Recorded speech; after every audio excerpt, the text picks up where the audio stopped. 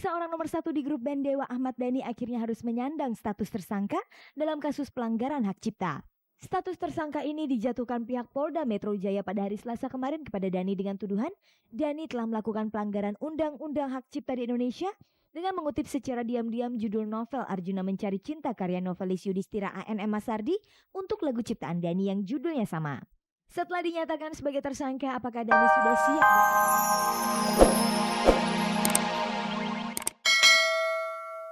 Sekedar ingin tahu kira-kira apa yang akan mereka lakukan nanti jika menyaksikan konser F4? Kalau saya masih malu ya, maksudnya saya senang, tapi kalau misalnya untuk yang gimana-gimana saya nggak berani gitu. Malu lah gitu, cuma sama teman-teman. iya sama teman-teman, tapi kan bukan berarti ibu genit, ibu centil gitu kan. Ya kita nonton wajar aja biasa gitu, seneng gitu. Kalau misalnya saya aduh malu deh pokoknya kalau sampai ayo minta tanda tangan, enggak gitu. Cuma saya senang aja gitu. Ini dia yang ada di TV gitu. Sama aja kayak kita juga kan gitu. Aduh saya sering lihat banget sekarang lihat orangnya. Sekarang kayak yang begitu sama dia gitu. Oh ini yang di TV, sekarang saya lihat aslinya gitu. Ya you just name it, gue melakukan semua deh. Enggak gila lo jaim dikit napa. Enggak lah, tapi pokoknya pasti excited. Aku sih very excited, nanti mau nunggu bulan Januari itu excited banget.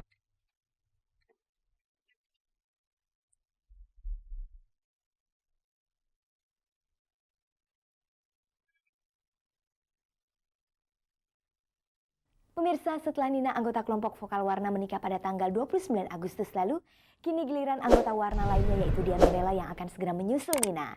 Pada pertengahan bulan ini, Dian Mirela akan bersanding di pelaminan dengan Elly Fritonga alias EL, mantan drummer Ada Band. Untuk mengetahui lebih jauh lagi, kita simak saja penuturan pasangan ini mengenai hal ihwal urusan rumah tangga. Sudah siapkah mereka?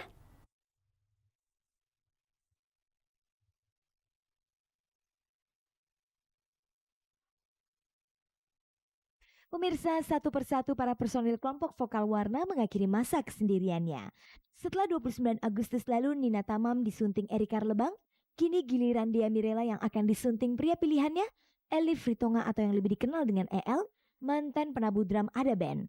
Seperti halnya pasangan lain yang ingin menikah, Dea dan EL tentunya juga sudah mempersiapkan segala hal guna menghadapi hari pernikahannya yang sudah mereka tetapkan pada tanggal 23 September mendatang.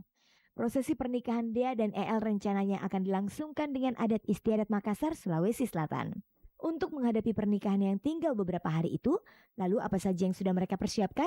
Udah kita siapin mental ya, udah jauh-jauh. Udah cerewet banget, udah sebelum kawin gitu, dari beberapa tahun yang lalu dia banyak banget ngajarin, ngebimbing Dea, karena dia lebih tua sih ya. Dia yang tadinya kekanak-kanakan, yang tadi baru beda setahun. Terus dia yang banyak bimbing.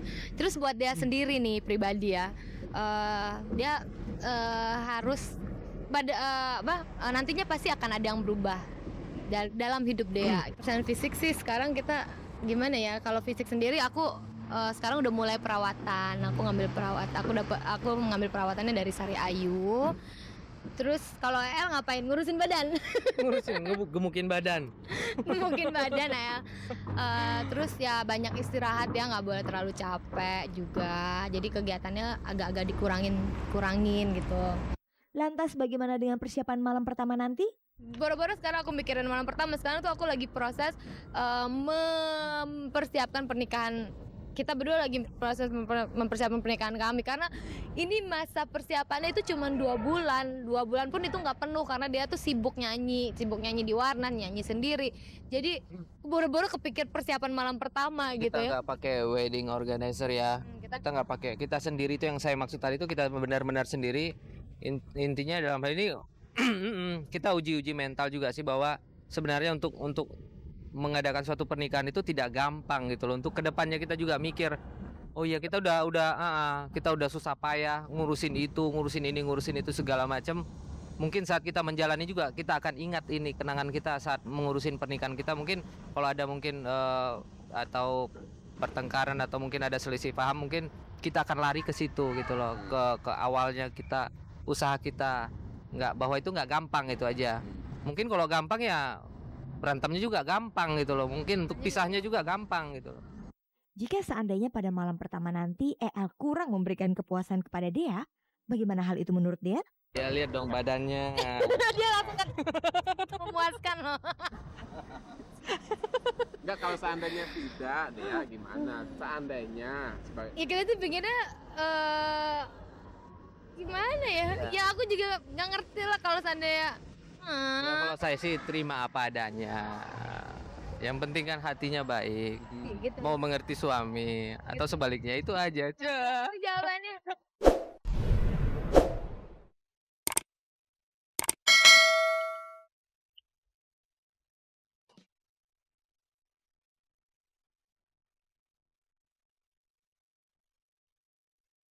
Jumpa fans 3 bintang Lex Tamara Blazinski, Feby Febiola, dan Dian Sastrowardoyo kembali digelar, kali ini di lapangan Benteng Medan, Sumatera Utara, Minggu 8 September 2002.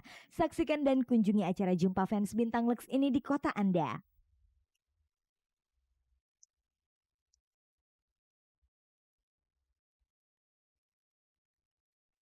Ahmad Dhani pentolan grup band Dewa akhirnya dinyatakan oleh pihak Polda Metro Jaya resmi menjadi tersangka dalam kasus pelanggaran hak cipta lagu Arjuna Mencari Cinta yang diambil dari judul buku karya Yudhistira A.N.M. Masardi. Lalu bagaimanakah reaksi Dhani setelah dinyatakan resmi sebagai tersangka oleh pihak Polda Metro Jaya?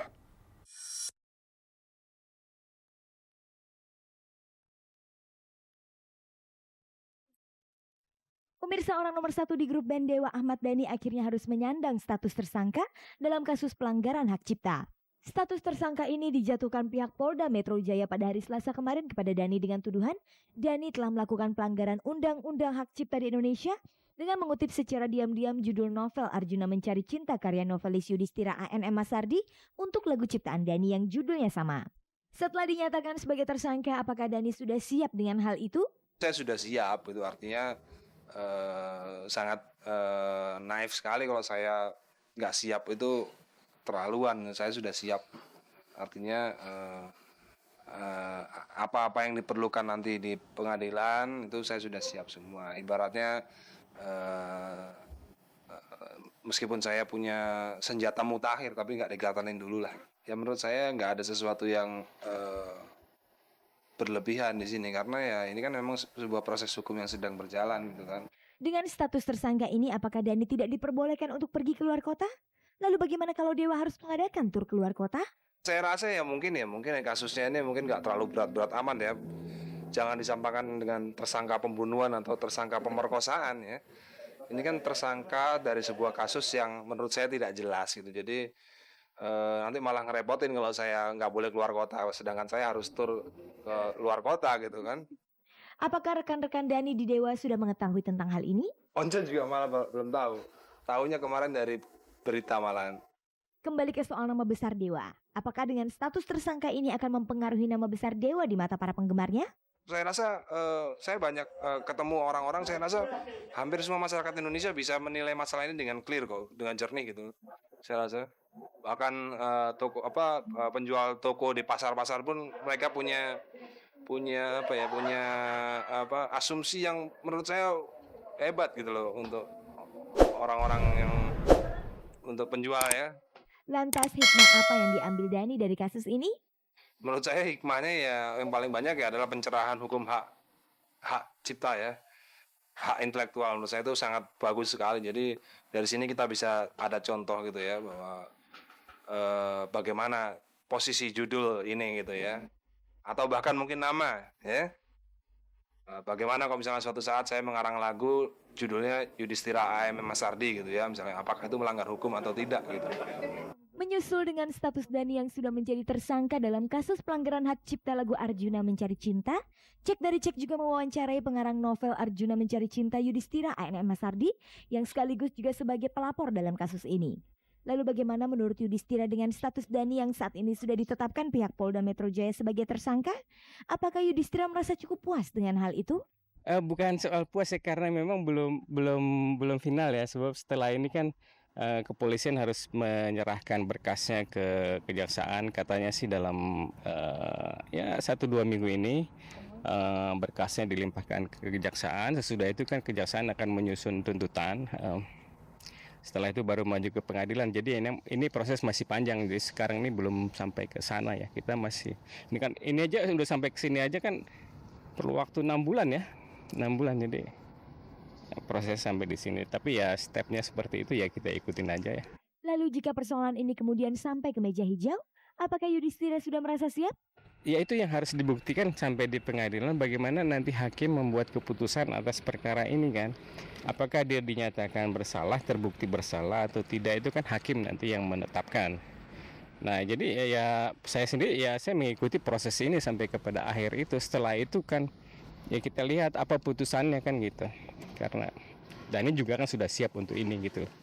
Jadi ya proses ini ya harus dihadapi lah sama-sama. Dan yang paling penting kan buat kita, buat saya itu kan proses pembelajaran ya. Pembelajaran karena kasus ini kan termasuk langka dan ini merupakan satu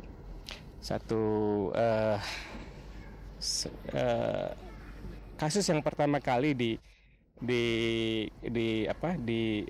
diadukan ke secara pidana pertama kali. Kalau ini selesai ya berikutnya adalah secara perdata kan gitu.